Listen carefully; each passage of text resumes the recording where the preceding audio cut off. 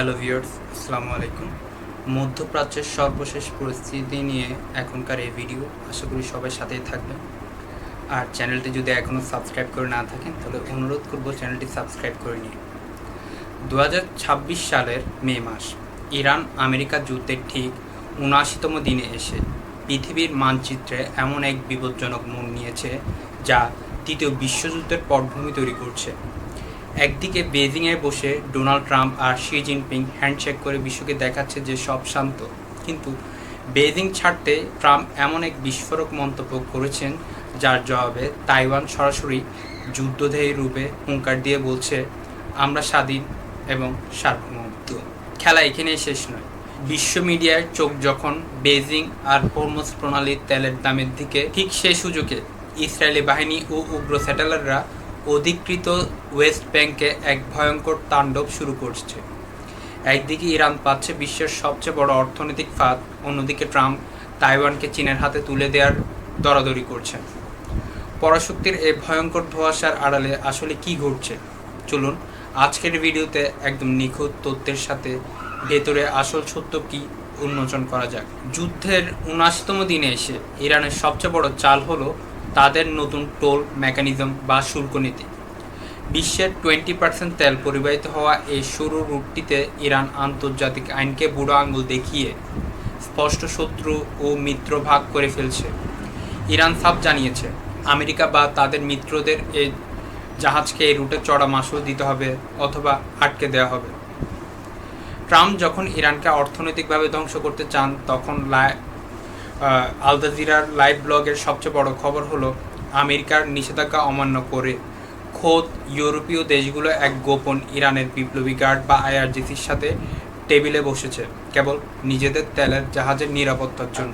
পরিস্থিতি এতটাই জটিল যে পাকিস্তানের অভ্যন্তরীণ মন্ত্রী মহসিন নাকভি এবং ফিল্ড মার্শাল আসিম মনির তেহরান সফর করে ওয়াশিংটন এবং তেহরানের মধ্যে একটি গোপন ব্যাক চ্যানেল সমঝোতার চেষ্টা করছেন, যাতে সরাসরি যুদ্ধ বেঁধে না যায়।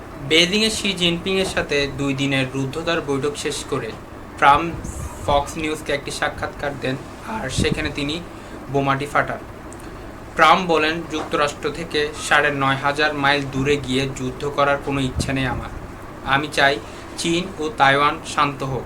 শুধু তাই নয়, মার্কিন কংগ্রেস কর্তৃক অনুমোদিত তাইওয়ানের জন্য $11 বিলিয়ন একটি বিশাল অস্ত্র সহায়তার প্যাকেজ ট্রাম্প আটকে দেওয়ার ইঙ্গিত দিয়ে বলেন, আমি এখনও এটি অনুমোদন করিনি, দেখা যাক কী হয়। ট্রাম্পের এই পিছু টান এবং তাইওয়ানকে চীনের সামনে একা ফেলে দেওয়ার বার্তার পর ক্ষোভে ফেটে পড়ে তাইপে। 16 মে 2026-এ তাইওয়ানের পররাষ্ট্র মন্ত্রণালয় সরাসরি ট্রাম্পের বক্তব্যের জবাবে অত্যন্ত কড়া বিবৃতি দিয়ে বিশ্বকে জানিয়ে দেয়, তাইওয়ান একটি সম্পূর্ণ সার্বভৌম এবং স্বাধীন রাষ্ট্র, যদিও তারা স্ট্যাটাস কো বজায় রাখবে। তবে ট্রাম্পের এই আমেরিকা ফার্স্ট পলিসি প্রমাণ করে দিয়েছে যে আমেরিকার কাছে তাইওয়ান কেবল একটি বাণিজ্যিক দরাদরির একটি খুঁটি। বিশ্ব যখন ইরান যুদ্ধ, বেজিং সামিট আর তাইওয়ানের স্বাধীনতা নিয়ে ব্যস্ত, ঠিক তখনই প্রচারণার আলো থেকে দূরে অধিকৃত ওয়েস্ট ব্যাংক বা পশ্চিম তীর ইসরায়েলে তাদের দমনপীড়ন ও গ্রেফতার অভিযান বহুগুণ বাড়িয়ে দিয়েছে।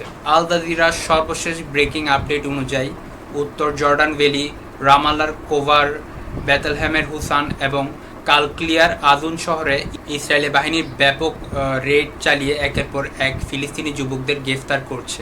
একই সাথে উগ্র ইসরায়েলি স্যাটেলাররা রামাল্লার সিনজিল শহরে ঢুকে তালমুদীয় আচার অনুষ্ঠান করে উস্কানি ছড়াচ্ছে এবং বেথলহেমের আলমুনিয়া গ্রামে স্যাটেলারদের সরাসরি হামলায় 5 জন ফিলিস্তিনি গুরুতর আহত হয়েছে।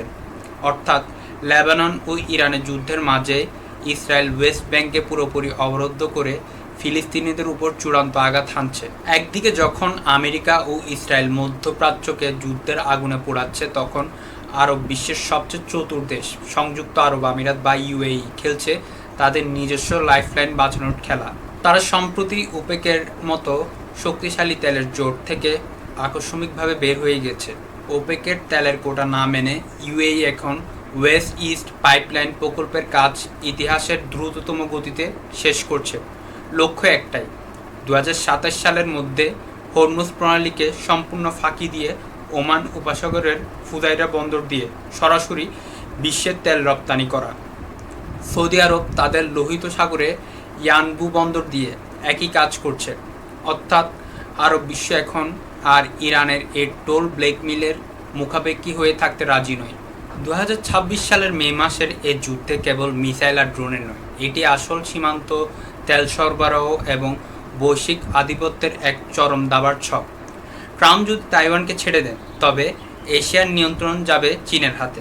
আর মধ্যপ্রাচ্যের দেশগুলো যদি বিকল্প পাইপলাইন চালু করে ফেলে, তবে ইরানের অর্থনৈতিক ব্ল্যাকমেইল শক্তি চিরতরে শেষ হয়ে যাবে। এই চরম ভূরাজনৈতিক খেলায় শেষ চালটি কার হবে? কমেন্টে আপনার মতামত জানান। দেখা হবে পরবর্তী ভিডিওতে। ধন্যবাদ।